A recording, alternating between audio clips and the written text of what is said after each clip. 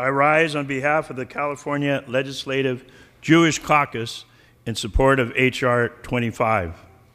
César Chávez was a human rights leader who brought dignity to the labor force on California farms. He empowered an entire nonviolent movement that stood for equality and justice. César Chávez was also an inspiration to the Jewish community at the rise of the civil rights era. The oppression of Latino farm workers violated Jewish law and Jewish values. Following the words of the Torah, "Thou shalt not oppress," Jews throughout the country stood beside César Chávez and the labor movement. In solidarity, Orthodox rabbis declared that grapes that came from farms that exploited labor to be oshek, or unclean.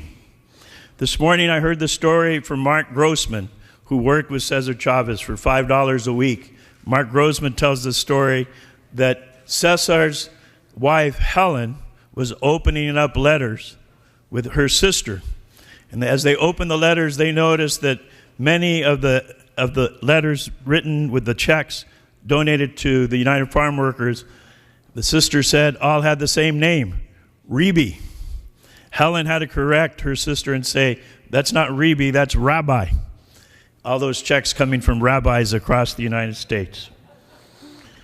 Rabbi Joseph Glazier, Executive Vice President of the Central Conference of American Rabbis at the time, said that American Jews should not buy table grapes till they are kosher, till the people who stoop and squat and go through all kinds of hell out there in the fields are treated right.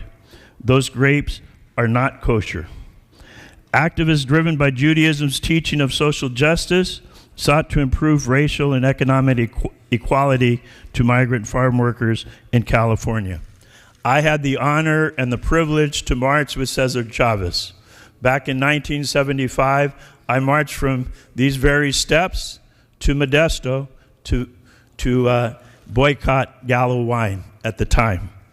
So today, as we remember and honor César Chávez, we must remember to support justice for all and condemn oppression of any kind.